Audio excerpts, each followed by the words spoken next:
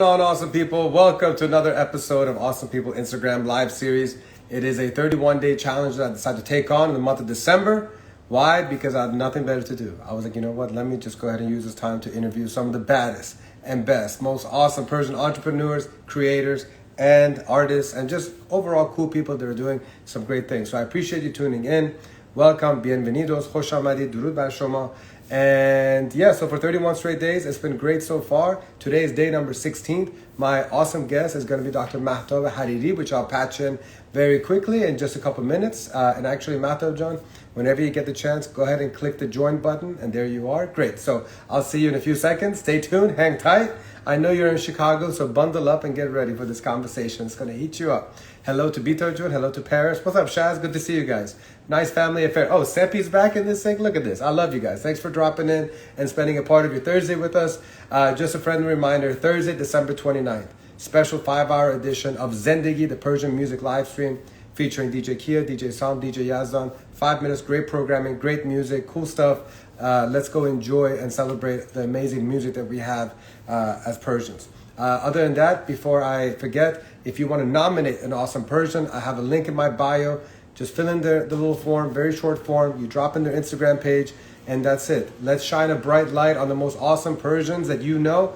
I want to have as many conversations as possible. I'm pretty much all booked up for the rest of December, but I'm definitely going to be doing these things moving forward. So the more awesome people you guys recommend, the more awesome conversations we have, which will hopefully be of service and value to all of you. I always try to have guests that could be either educational, informative, motivational, inspirational, or just entertaining. So one of those things, and I would think that they're all great. No? I think so. All right, so let's build a community together called the Unite and Conquer community. Last but not least, I like to start every single episode with the 10 seconds of gratitude segment, and I'm closing my eyes because I'm starting my 10 seconds. If you want to count your blessings right now, this is a great opportunity to shut things out for 10 seconds, and let's count our blessings.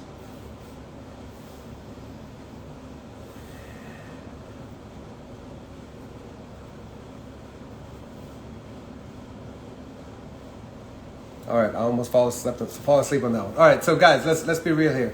We live stressful lives. If we don't take a couple minutes a day and do some type of meditating, some type of journaling, some type of just woosa. I don't care what kind of stuff you want to do, but you should try something that will close your mind for just a few seconds, and it helps me, and hopefully it helps you. Speaking of health and wellness, it's a perfect time for me to transition to our amazing guest today. It's a friend of mine that I've met from afar and have been in contact with for the past year and a half or so, maybe a year. Her name is Dr. Mahtab Hariri. And you know what? She's such a fascinating woman and multifaceted woman doing a multitude of things that I was like, I'm not going to be able to do justice in about 20 seconds explaining who she is and what she does. Just know that she is a PharmD. She is a faculty member at the University of Illinois at Chicago. She is the founder of the Intrigue Yellow Foundation, and I'll tell you very shortly what that is. She's doing a lot of stuff for women empowerment, for wellness. She's sharing all the information and knowledge that she has about lifestyle and food and wellness and wisdom and all that good stuff. So here's her opportunity to share it in her own words. And please help me welcome Dr. Mahtab Hariri. Hi, Orly, my guest tomorrow. Very excited. My ghost host is my guest tomorrow. Can't wait to see her. Durud bar shoma, Mahtab Hariri. Hello. How are you? Doing wonderful. So great to see you. Great to see you. Wonderful to see you. I love all the colors. So much positivity and brightness and goodness coming out. Well, this is my, I call it my superwoman outfit. You know, I'm going to wear it each time. Yeah. I'm going to wear it all the time. I feel like whatever you wear, you are a superwoman.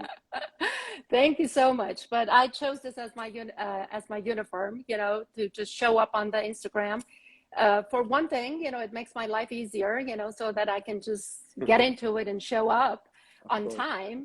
Yeah. And also, I just love all my yellow colors, you know, and kind of floating all over the shirt. So how are you? Good. I love how it's matching. The earrings are also hard. There's a lot of love in this little conversation here. So thank you for bringing that positivity. And our friend Orly, my ghost host, who's guest tomorrow, her words are perfect. She radiates goodness, and yes, she definitely does because she is. So for those of my friends who have never had the pleasure of knowing you. Could you please give a little synopsis of who you are, what you're doing, and a little bit of background on Intrigue Yellow? Oh my God, this is a loaded question. I I don't know know, where to I know. start, but I did Break it practice. down. I have to, but I'm going to break it down, and I'm just going to be short and, you know, abrupt at times. No. But anyways, I call myself a global citizen from Iran, and I left Iran when I was 13 years old, and I kind of lived in many countries, and until I settled in America. And so it's been like about 42 years that I'm living abroad, and I lived the life that I was taught to live the first 13 years of my life. And I am very happy to live it. And I thought, you know, why not? You know, we need to bring it out. And if we are declaring the first chapter of human rights, why not practicing it? So I live here in Chicago. I'm married. I married my best friend of 27 years. We founded each other at Rutgers. I founded another, you know, club as a student. As a student, a cultural club of the time. So I thought I was a culturist at the time, and I wanted to kind of focus on the identity and things that were kind of misrepresented as Persians, you know, right after the hostage crisis. Mm-hmm. And so I met my husband. He joined as a treasurer, and we got married, and we moved to Chicago. I have 3 children. I have 3 teenagers. And I take care of my elderly. You know, my father is 103. I have to say it because I think he's the oldest Iranian that I know. I mean, I keep asking, does anyone know older I need to knock on some wood. Yeah, and he, so we're all Caspian rooted. My mom is from Mazandaran, my dad is from Rash. And so there's a lot of Caspian-ness, Persian-ness, globalism in me. So there's something in that water. There's something in that water, for sure, for sure. So tell us about, so I think all of these experiences in the past led to some type of catalyst in 2019 where you're like, I want to put all these experiences, all the things that I'm passionate about into an organization, and you called it the Intrigue Yellow Foundation. So in a couple of sentences, How would you explain the Intrigue Yellow Foundation?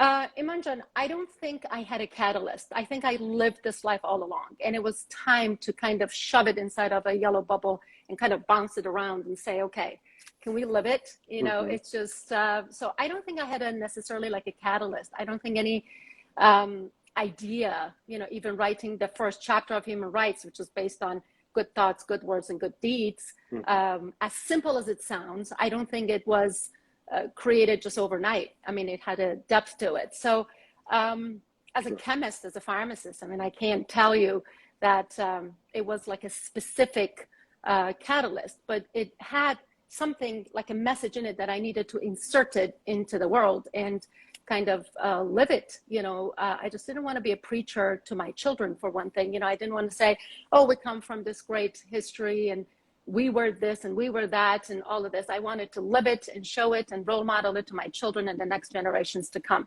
And obviously, you know, being an academician, you know, I don't work at University of Illinois anymore. I'm just totally dedicated to Intrigue Yellow, by the way. I just need to put a little correction in there, clarification.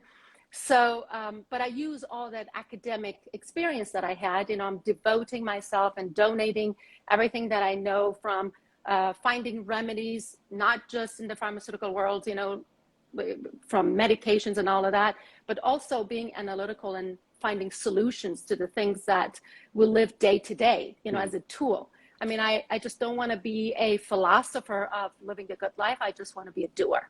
So Intrigue Yellow is I turned it into a lifestyle brand. So I call it like a humanitarian lifestyle brand because it has a foundation, which is nonprofit, non-religious, and non-political. And it kind of focuses on the wellness wisdom. And I tap into my ancestors, you know, who can tell the story. It's not a story, it's a living style than us Iranians. So let's just tell the story about it and live it the way we need to, as a resource, as a reference for the next generation.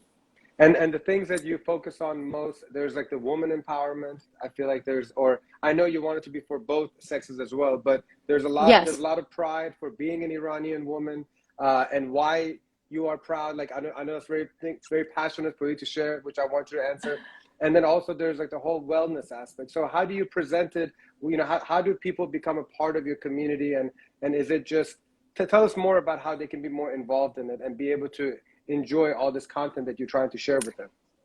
Definitely. You know, we are, so Intrigue Yellow kind of formed itself. You know, it was a kind of, I always say, like a right strokes of serendipity that kind of formed itself. And we kind of focused on the women, on the topic of women, not to be like another Me Too activism. I mean, I have nothing to be active about. I just want to live it. Right. And most of the time, you know, most of the, you know, everything that kind of, I know many women who are like the magical multitaskers. They do many things from different aspects of life, from self to surrounding to society.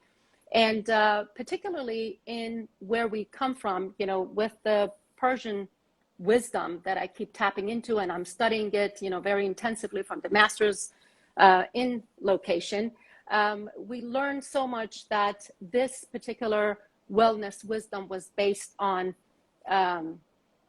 what they call growth mindset. It's based on addition. It's not kind of deprivation. And it's coming from continuously growing and giving. And women were fully respected. Actually, it was like a gender-free wellness wisdom. It had nothing to do with, you know, women or men, but women were part of this growth mindset that started from home. They were the first apothecaries. They were home healing children, cooking for the family, making medications. So the wellness was kind of something innate in women and started in their kitchen. And anytime that I cooked, you know, I was always very meticulous about putting, you know, like finding the right balance, demonstrating with the right beauty, connecting to the objects that were around me. So I was very meticulous about all these connections that my five senses were continuously producing. And so I thought, you know, this is the accuracy that we need in all aspects of life. And so therefore wellness and well-being became very big during pandemic. And I also wanted to be part of the advanced global, you know, like the global advanced topics that they're talking about of how to make this world not only a better place to live, but a place that we can live well. And I think in the Persian medicine, in the you know, in the ancient wellness that we have, it was certain practices and the rituals and the goodnesses that were in there that definitely needs a platform. I often read about Mediterranean diet and this and that, and I'm like, okay, so what? I mean, and then I go and I tap into Persian, you know, scripts that I have, and I read about things. It was all about apothecary. Like, you would create these recipes to heal continuously. And one of the best things about it for me was the fact that it was all around, you know, from sun up to sundown. And one of the most novel topics that medicine is talking about is our biorhythms and how we kind of adjust to sun. And with all these technology that's coming, you know, we have all these modern chronic diseases that we have, you know, because we can't, you know, we're like kind of stimulating our brain for not sleeping well. So lifestyle medicine was a wellness wisdom in the Persian, in the old Persia. And there was also, and I kind of, yeah. Oh, go ahead. Yeah. Well, I was going to say that you have this Persian food pyramid that I noticed that you posted about too. So this kind of ties into the entire Persian wellness. So can you, in Charchuba, can you kind of explain the Persian food pyramid? I think I called it, you know, I'm still working on it. And I am also working with some people. We're kind of forming like a committee now of people in medicine and nutrition from even Iran and here, and we're looking at it. But I kept talking about hydration concoctions. Actually, it started during pandemic. And I understood that during pandemic, we were so, you know, one of the best treatments, because you know, some of us lost our appetites. I mean, we were all cooking, but I don't know if we were eating because we were not that active. And hydration became one of the best tools for me to kind of prescribe, although a lot of people would write to me and say, okay, so Dr. Mahtab, what should I take? You know, vitamin D, vitamin C, vitamin F, whatever, you know. And I was like, just keep hydrating. And then after we bring you to the baseline, then we keep adding on, you know, things that your body actually needs. And so, and if you've noticed, you know, in my platform, I never talk about medications itself, but I talk about lifestyle medicine. So I needed a food pyramid. I needed a pyramid to work with. I needed to show what this Caspian diet, although I don't believe in diet, but Caspian diet kind of curtails. And so I put this, I suggested this was like Dr. Mahtab's food pyramid. And I just started to play with it, and it felt right to me. I'm still working. I'm going to add when to eat, when, you know, what time throughout the day. So I'm going to add the circadian rhythm to it eventually, and kind of see how much I can, through illustrations, I can show what this lifestyle is, what this well-being is. That starts from home, from self to the surrounding, which is our family and home. And then we kind of project it out to the society. And I like it how you're integrating these short stories via illustrations, you know, just kind of make it more visual, and especially nowadays with social media, these are just more shareable. So the chances of the content going out and just being more better received, you know, is by making it the way you're doing it. So kudos to you for being ahead of the trend in that regard. Let me ask you, Mahtab. Thank you. So you said you've been in the States for about 42 years now. You're obviously very deeply connected to our roots, our culture. You want to present it, preserve it, cultivate it, share it. How have you kept the authenticity of being a Persian woman? You know, Imanjun, when I was 18, obviously when I left Iran, it was right at the beginning, like it was 6 months after the revolution. So, and we knew that we were going to go live, you know, in Spain, in Madrid, because my brothers were studying at the time in US. So we needed like another place to meet, you know, my brothers. And so I was only 13 when I went to Spain. And then at 18, I came to US. And around that time, that's when my identity was developing. And I continuously, I should say, through understanding or embracing the traumas that were kind of inserted at me, you know, like misrepresentations, underrated, like as if being an Iranian didn't have a PR, like we were from being the, you know, like the most humans of writing the first chapters of human rights and goodwills and all of that. All of a sudden we were like the axis of evil that I couldn't, you know, I was going crazy with balancing all of that. So the topic of identity was very, very important to me from the beginning. And so I started with culture. Yes, that was the easiest thing to do. So I started the, you know, Iranian Cultural Club. I brought the community together.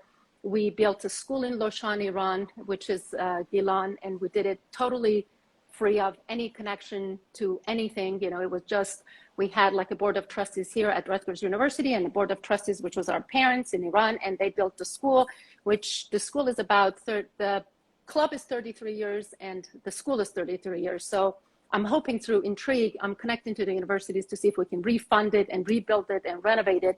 So by continuously doing something around my identity, I didn't just sit there and get offended if people called me a terrorist, because I was like, I don't know who you're referring to. That's not me for sure, you know? So I just had to be me. You know, I needed to be me, the Persian me, the Iranian me. And I think I talked about some happy DNA or like a cultural DNA inside of me. When we are exposed, it's the science of epigenetics also, that when you're exposed to a lot of trauma, such as revolutions and war and this and that, your DNA kind of reflects, kind of manifests itself. So I think through this paradoxical life that I lived for the past 42 years, I think it kind of made it more stable that I needed to maintain this happy DNA from the Caspian and this Persian DNA. It's just I think it's in us. I love it. It reflects itself. Yeah. And something else that's in you, just based on our multiple conversations we've had in the past year, is, you know, I can genuinely tell that you're always rooting for fellow women, you know, of all ages, of all different backgrounds, as far as their careers. What are you most proud of as like an Iranian woman, of all Iranian women? Like, what are you most proud of? I think Iranian women, for one thing, they are the most nurturing creatures that I've met. There is a very happy place and a very fun and funny place inside of every Iranian woman. Again, that's what I take pride the most. You know, I can't tell you, you know, and I think it's in Iranian culture in general. I think it's a gender-free wisdom. It's just a gender-free wisdom. It's not a culture. It is a way of living. You know, it's a lifestyle of living like a human. And what I'm proud of is that Iranian women don't give up. I mean, they are continuously reproducing themselves and creating and coming out and doing things. They're not lazy, they're doers. They're the women of the mission. Shizan is like my favorite way to describe Iranian women. Yeah. Yes. I mean, we complain a lot. I mean, I have to say, I mean, there are like some complainers out there, and there's some competitions in there. There's some complaining in there, but it's all, you know, I like to find remedies. I always justify it for myself. I'm like, well, it's because this happened. It's because that. So it's justifiable. I mean, if you are continuously suppressed somehow, you know, or misrepresented or underrated or under-recognized, you get upset very quickly. You become this sensitive person.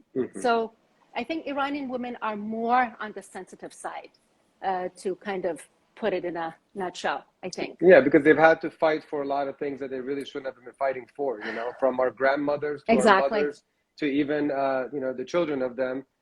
In many ways, the cultural trauma that we've all experienced, you know, it obviously had its negative impact. But then we have people like you who are the voice of the underrepresented, want to provide a stage for the unrecognized, and doing so much amazing stuff. So what is the goal? Thank you. What is the goal for Intrigue Yellow? Because, you know, you started in 2009, and as soon as you started, the pandemic hit. 19. Excuse me, I'm sorry, 2019, I apologize. Just 6 months before pandemic. Right, and so I know that you're still kind of going through a full figuring out process. You know, it's a personality that is growing and evolving.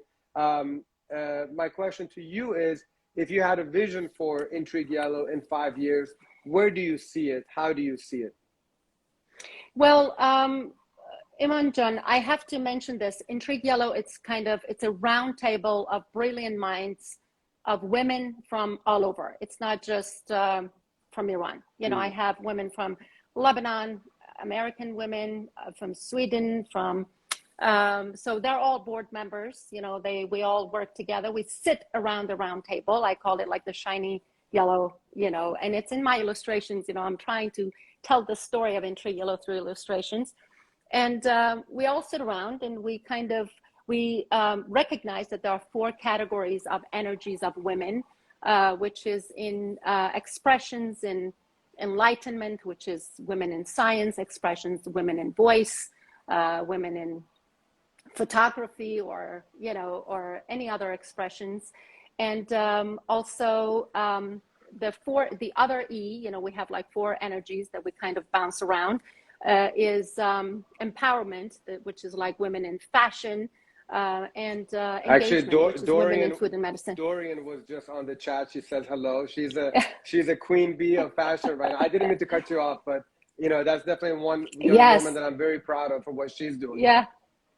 So what I see is that we just put we kind of spill the beads in the, you know, in the middle, and we'll look at it and see who belongs to which one of these energies. I mean, is it an expression? Is it an enlightenment? Is it in empowerment, or is it in engagement? And then we kind of create like kind of subcategories of projects. We're hoping to first bring in awareness, educate. What does that mean to be a forbidden fashionista? What does it mean to be a voice in a vessel? What does it mean to be dynamicist in science. So I like to get poetic. So every, every kind of project has, like a little nice label to it. And then for the engagement, it's like marginalized lifestylists, women who work from home, who create food, medicine, take care of the family. They are continuously creating something, and they are marginalized. I mean, who talks about, homemakers? Most of the time, you hear who has done what in the other categories that are in the society. But we need to tap in to women who are at home, from self to surrounding onto the society. So these 4 E's kind of connect. So we have this yellow ball in the middle. We sit around it. We categorize it. We bring events, fundraisings, projects. And so I am the head of Marginalized Lifestylists. So I like to talk about food and drug and lifestyle. And that's why I'm the lifestylist doctor. And on my page, on my other page, and I'm writing the food pyramid. I'm talking about Zurkhane for women. That's our emotions in motions. And what else? So kind of, giving it a platform, giving it a resource for how to live like a Persian. I have a suggestion and a question. The suggestion, you talked Yes. about a yellow ball, which, first of all, what is the meaning behind the yellow? Why did you choose yellow? Why is it such a profound color element in your work? Well, obviously in 2020 it became the color of the year. So I said it first, so I was so attracted to the color yellow, not because of the color yellow, because I had to see what fascinated me and what created the best curiosity in my mind. And when I kind of traced it back in Iran during New Year's, during Nowruz, being from the Caspians, every time we would go and visit some family in the Caspian regions, they would give me a gift, which was the baby chickens. And I was always fascinated with all my life, with its fuzziness, with its innocence, with everything. And I would bring it to Tehran and raise them, and unfortunately they would never last. So that yellow fuzzball was always my first intrigue. So I had to dedicate a color to the rainbow of this life. And I just chose my color yellow. So yellow for the fuzz, but it could be anything. It could be sunshine. It could be any good energy. The suggestion I had is that because you're talking about yellow ball and stuff, I feel like one way to raise money for the organization is, they have these little massage balls. You get a bunch of these things and you sell those things, because then it's the whole concept of a ball and a yellow circle.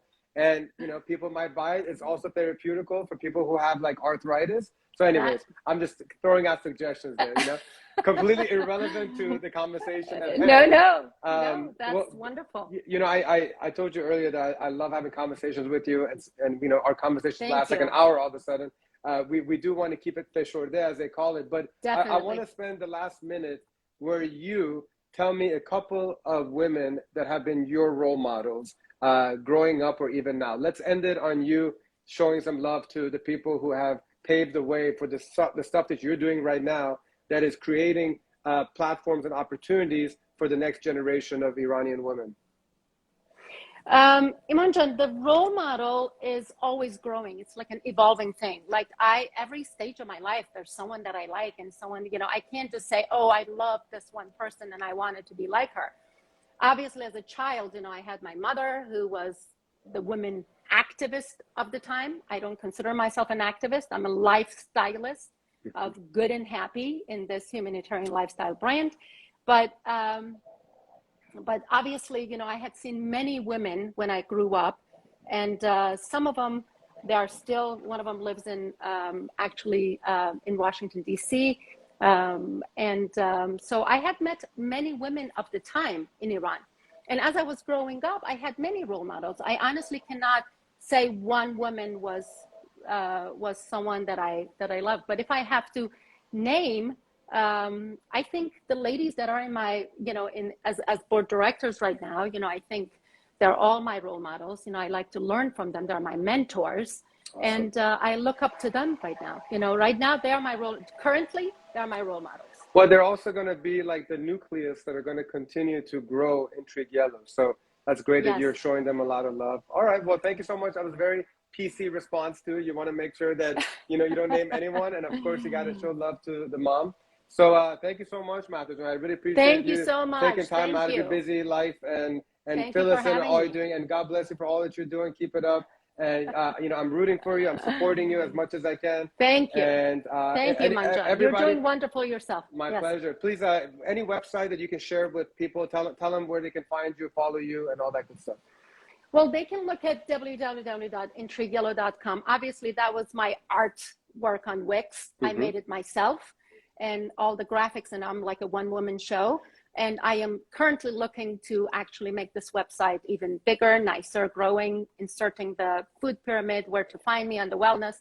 So right now, it is just www.intrigueyellow.com. Okay. And but in future, it's gonna evolve and, you know, become better. So sorry if it looks kind of, you know, like anemic. But... No, it looks fine. Again, it's a beginning of something great. And that's why I wanted to have a conversation with you. I know a lot of people that have just started things a couple of years ago, and you know they deserve to also have a little bit of recognition and spotlight so that people can know about it, support it, give you feedback, and help you turn it into an amazing organization of even more impact than it already is. So good luck with everything you're doing. Happy holidays to you and your family, and have a great rest of the day. Same to you. Ciao. Thank you so much, Imanjan. Bye-bye. My pleasure. Ladies and gentlemen, thank you so much for joining in. As Mahtab logs off, just a friendly reminder that if you would like to nominate an awesome Persian, there's a link in my bio. Feel free to click in there and let me know who you think is awesome and why. I would love to have an opportunity to have a chit chat with them and show them to the rest of my network as well. So feel free to click the link in the bio. And then December 29th, Zendegi, the Persian music live stream promotions are going to start this week. It's a 5-hour special, 3 DJs, nothing but Persian music. Really great content coming on December 29th. Thank you so much for joining. And tomorrow, my awesome guest is Orly Elyashar from Los Angeles, California. She is the creator of My Ghost Host on Instagram. She creates some original recipes that you're going to love, be entertained by on her page. Go check it out. And so tomorrow, she's going to tell me about her story, how she got into it, why she loves it, and the incredible community that she's built with over 25,000 people that are tuning in every single day to see what she's got cooked up next on a daily basis. So take care. Much love. Please subscribe to the United Conquer YouTube channel, and please have a great rest of the day. Much love. Be kind.